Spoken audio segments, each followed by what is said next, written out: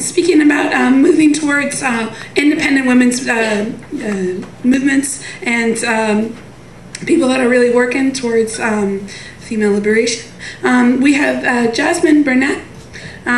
She is a Black lesbian feminist, reproductive justice activist, and consultant. She is the founder and lead organizer at SisterSong New York City, a New York City branch of SisterSong Women of Color Reproductive Justice Collective, headquartered in Atlanta, Georgia. As lead organizer of SisterSong New York City, she provides a voice as a Black woman in solidarity with women of color, with coalitions like Raising Women's Voices, New York Alliance for Women's Health, and Later Abortion Network, to name a few.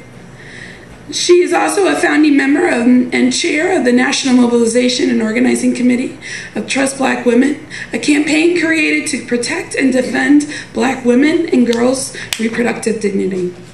Jasmine is humbled and proud to have written and narrated We Always Resist, Trust Black Women, a film that places Black women's narrative at the center in the discussion around abortion access and human rights. A native of Anderson, Indiana, she comes to this work having been raised by 4 single working class mothers, which she feels has provided her with a rich understanding of the intersections of race, class, and gender in the U.S. context. Thank you and welcome, Jasmine.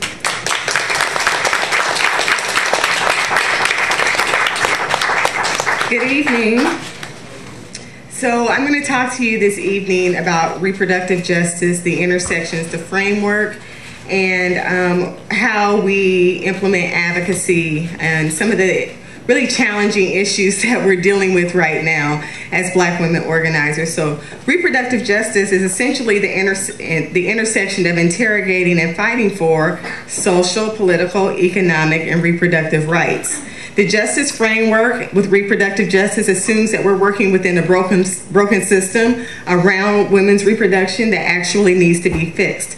So a lot of times you hear people talk about reproductive rights and reproductive health. Well, reproductive rights is essentially a policy framework. When you think about organizations like NARAL, reproductive health is health services, the provision of health services. So that's like a Planned Parenthood or some of the smaller clinics that provide these services to women. But again, reproductive justice is assuming that we're working in a broken system.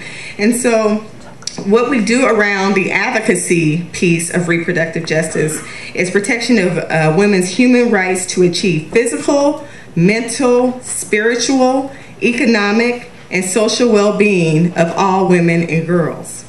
So let's talk about this intersection of race, class. We're going to look at a race, class, and gender lens on oppression because that's the framework from which I operate. So when we look at that, we have the perspective of interrogating our movement, our progressive movements, right? So we have the left movement, and then we have the right, very obvious movement of the anti-choice extremist folks. So with the right-wing folks, I'll just call them that. I could call them other things. They have these and let me tell you a little bit about Trust Black Women. As we've talked about SisterSong, Trust Black Women is a campaign that was born out of the need to fight and to protect and defend Black women and girls' reproductive dignity. Because I'm not sure how many of you are familiar with these anti-choice billboards positioning Black children as their subject, saying that the most dangerous place for an African American is in the womb. You know, black babies are endangered species, Black babies are unwanted, and not at any point did they ask Black women how we felt about these things. So that's an exercise of privilege and white supremacy. And then we have and so that's a very extremist, kind of pointed, targeted way at identifying oppression of Black women in this work.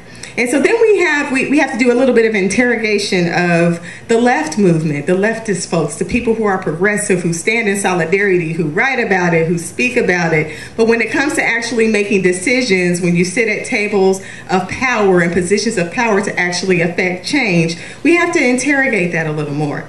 So for instance, I'm going to share with you a situation that we dealt with in New York with Slut Walk NYC. So that's a progressive movement. You know, fierce women got together to really protect and defend, you know, bodily integrity of women. Very powerful, very sex positive. We're definitely on board. However, and it was mainstream to a large degree within the progressive movement. Now, the problem that Black women in particular had with the slut walk is that at the actual event, there were a number of white women holding signs that said, "Woman is the nigger of the world." So for us, that was unacceptable. Yes, right? Unacceptable.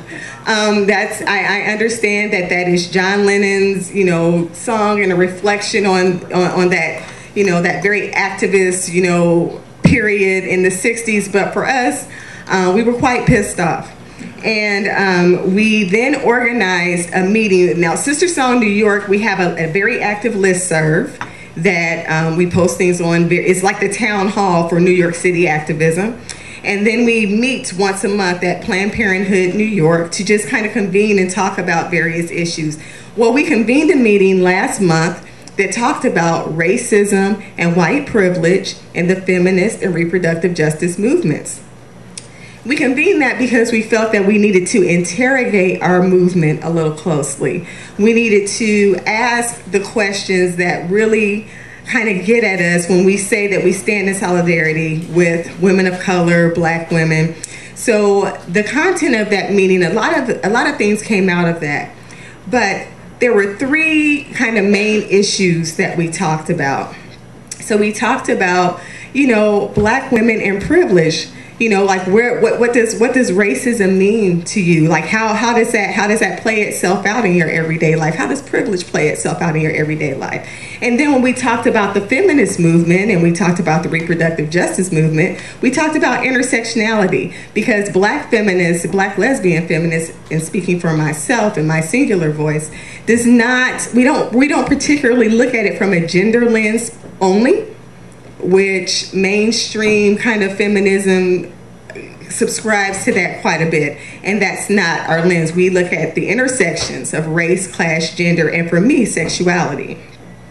So that was a piece of it. And then we looked at, you know, are you sustaining privilege, right? So are you even interested in interrogating and changing your privilege, or are you comfortable in your privilege?